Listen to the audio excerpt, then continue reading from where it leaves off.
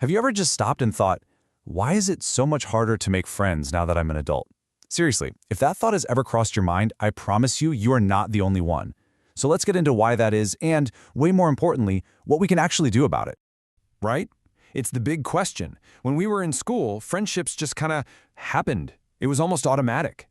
But now, it can feel like you're trying to build something without a set of instructions. Okay, so the very first thing you need to know is that you are so far from alone in feeling this way. This feeling of disconnection is so widespread, researchers actually have a name for it. They call it the friendship recession. And yeah, it's a real, measurable thing. And just how real are we talking? Well, an American Perspective survey found that the number of adults in the U.S. who say they have zero close friends has literally quadrupled since 1990. Today, that number sits at a pretty staggering 12%. So let's kick things off by taking a look at the actual data behind this friendship recession. We're going to explore why it feels like our social circles are getting smaller and smaller. So check this out. For decades, the average American was spending a pretty consistent 6.5 hours a week with their friends. But then, between 2014 and 2019 alone, that number just plummeted to 4 hours. We're talking about more than 2 hours of connection that has just vanished from our weekly lives. That's a whole movie night or a long coffee catch-up just gone. So what on earth is going on here? Well, the answer is kind of a mix of things. Some are these big societal shifts happening all around us, and some are these psychological patterns that are happening inside our own heads. You know, a huge part of the problem is actually structural. Things like suburban sprawl literally create physical distance between us. And we've also seen this huge decline in what sociologists call third spaces. You know, places like parks, libraries, community centers. Basically anywhere that isn't your home, the first space, or your work, the second. Then you add in longer work hours and this intense cultural focus on the nuclear family, and the time and space for friendship just gets completely squeezed out. And this right here, this is what all that squeezing looks like. Our time gets carved up by work, taking care of family, commuting, and yeah, even screen time, leaving this teeny tiny sliver for actually socializing. Spontaneous hangs, they become a luxury that most of us just can't afford. But here's where it gets really tricky. The internal trap. See, loneliness actually starts to rewire our brains. It makes us way more sensitive to what we perceive as social threats. That means we're more likely to feel rejected, even if that's not what's happening. And that makes the simple act of reaching out feel incredibly risky, which of course just makes us lonelier. It is a really tough cycle to break. But, and this is a big but, that cycle can be broken. So let's pivot from the problem to the solution. We're going to look at a really cool case study of someone who decided to just rewrite their own social script from scratch. This comes from a Reddit user who, feeling pretty shy, set up a 30-day experiment for themselves, talk to at least 3 strangers every single day. And their biggest realization is captured perfectly in this quote.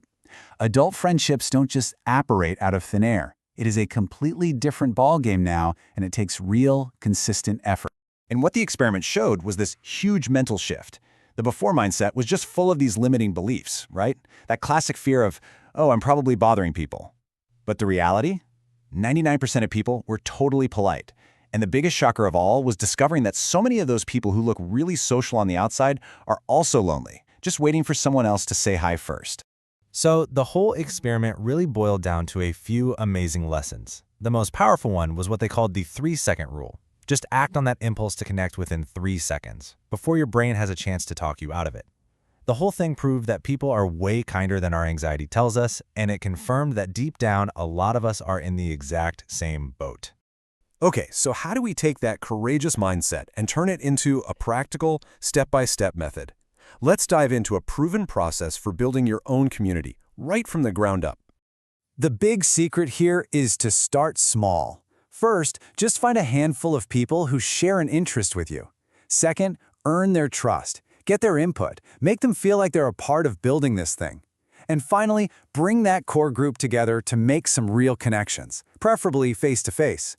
You see the theme here, right? It's all about curation, not scale. Quality, not quantity. All right, so you've planted those seeds. How do you actually make them grow into something that lasts? Well, sustainable connection is all about rituals. So let's take a look at 2 cultures that have absolutely mastered this. So first up, in Sweden, they have this thing called fika. Now, it's usually translated as just a coffee break, but it is so much more than that.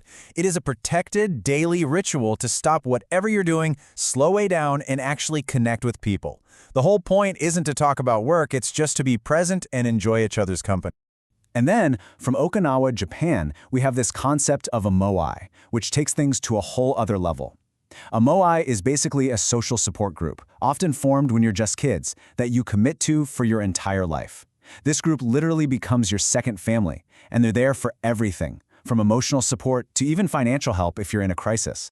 So when you look at them side by side, you can see they're two different ways of getting to the same goal. Fika gives you that daily dose of connection and helps reduce stress. Moihai provides this incredibly deep, lifelong feeling of social and emotional security. But the common thread? It's the power of creating intentional, consistent rituals. And really, the ultimate benefit is summed up perfectly by this 77-year-old Moai member. She said, it's much easier to go through life knowing there's a safety net. I mean, that feeling of profound security, that's the true gift of intentional friendship. So after all of this, what's the big takeaway? The data, the psychology, the cultural wisdom, it all points to the same exact truth. Connection takes intention. Your next best friend, your own personal moai, could literally be the next person you meet. The only question is, will you be the one to start the conversation?